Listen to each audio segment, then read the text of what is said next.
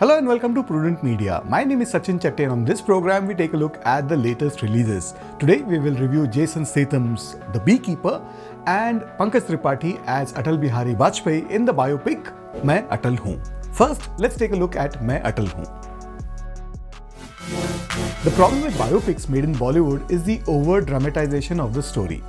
Cinematic liberty is one thing and adding melodrama to existing drama is another.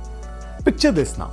A young man gives a fiery speech about equality and a young lady is impressed by it. The way they look at each other, you can see that there is more than just admiration. Their hearts are beating for each other. They meet in the library and a song plays in the background, Ye Pyar Hai, or words to that effect. They walk away slowly in slow motion only to pause and turn and look at each other. No, this is not a scene from a Shah Rukh Khan romantic film. This is from the biopic Main Atal Hoon, based on the life of the former Prime Minister of India, Atal Bihari Vajpayee. When a film starts on that kind of a note, it is always at the back of your mind as to how the rest of it will pan out. Based on the book Atalji, Kavi Hridayche Rashtra Netanchi Charitra Kahani by Sarang Darshane, this film chronicles the life of India's 10th Prime Minister from his school days right till the victory in the Kargil conflict. There are some episodes of interest, but at times you would rather read about it on Wikipedia. What stands out in the film is the performance by Pankaj Tripathi in the lead role. There is hardly any scene in the film without him, and he delivers a stellar performance with the mannerisms, style and expressions of Atal Bihari Vajpayee. At the same time, the problem with the film is that it prefers not to delve into the details or soak in more of what the man was or how his ideology was shaped. It prefers to give broad strokes and move on from one episode to the other. So we see a young Vajpayee played by Pankaj Tripathi, who is a young poet with great reverence for his father played by Piyush Mishra. Atal Bihari Vajpayee was born in 1924, so his youth was spent in British India, where he joined the RSS, that's the Rashtriya Swayam Sevak Sangh. At a young age, he became a student leader and a news bulletin editor. It was then he met leaders like Deen Dayal Upadhyay, and subsequently he also met Shyama Prasad Mukherjee. His days as a leader of the Jan Sangh, his speeches as the opposition member, his rapport with Pandit Jawaharlal Nehru, the emergency that followed and the Janta government that took over and followed by the birth of the Bharatiya Janata Party. All this is chronicled in the film, but it is only Tripathi who shines during the whole course. The last leg, where he became the Prime Minister for the first time only to lose the vote of confidence and get elected again later, looks very hurried. It also sheds light on his personal life and his friendship with the Kaul family, of which not much is spoken otherwise.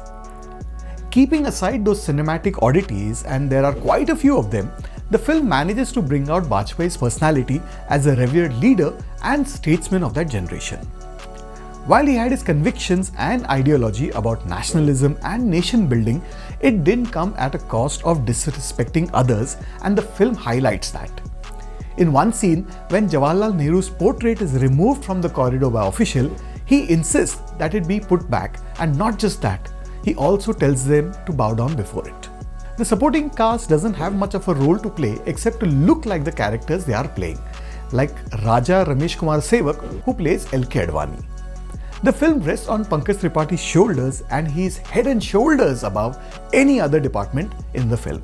I'm going to go with 2.5 out of 5 stars for Main Atal Hoon. The film is worth watching only for Pankaj Tripathi's performance. And now let's take a look at the action film, The Beekeeper. If it is a Jason Statham film, you pretty much know what to expect from it.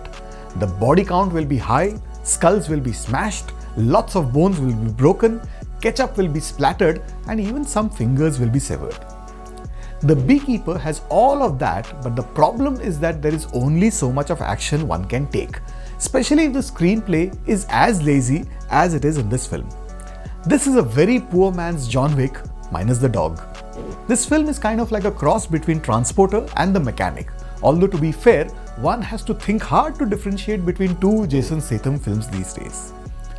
This time he plays a retired agent, and we've seen that many times before in other films, who has to come out of hibernation because something personal has happened. By now we know that hell hath no fury like Jason Statham's character scorned. Here, he plays Adam Clay, who is a beekeeper post-retirement and largely keeps to himself. But when something bad happens to an elderly lady who cares for him, he is out on a rampage to destroy anything and everything that comes in the way. The screenplay doesn't bother with the details at all. The beekeeper just has to make one phone call to someone sitting in front of a computer which looks like a Pentium 2 model from decades ago, and voila, he gets the name and address of the hackers. He lands at their office with 2 big cans of gasoline, beats a few of them to pulp and burns the place down like he was having chaat at Chowpatty. It happens so that the deceased lady's daughter, played by Emmy Raver Lampman, is an FBI agent, and in the whole of FBI, she turns out to be the smartest one who cracks the case in no time. Good old Jeremy Irons plays a rich magnate who has to save his son who has got into trouble. The last pair of eyes you will see on Earth will be the vigilante, he tells his son. When the beekeeper swings into action, all the militia, police, FBI, SWAT team, CIA, and even the President of America get involved in this. You know how this drill is going to play out.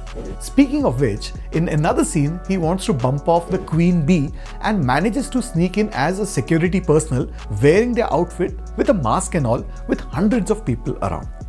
In such a scenario, what will you do? There are 2 options. A. Keep your mask and your outfit on till you reach the target, or B. Take it off and wear a suit so that everyone can identify and start shooting at you, and then there is more mayhem. No prizes for guessing that the screenplay chooses option B. The IQ of the security agencies and the main protagonist is highly questionable, but that is no concern of the director or the screenplay writer here. David Ayer has made some decent action films in the past like End of Watch and Fury, but this one is just another run-of-the-mill actioner. I'm going to go with 2.5 out of 5 stars for Jason Statham's new film, The Beekeeper. Well, that's what I thought of the films that were released this week. Do let us know what you think. And I'll be back with you next week with Hrithik Roshan's The Fighter. Till then, it's goodbye from me.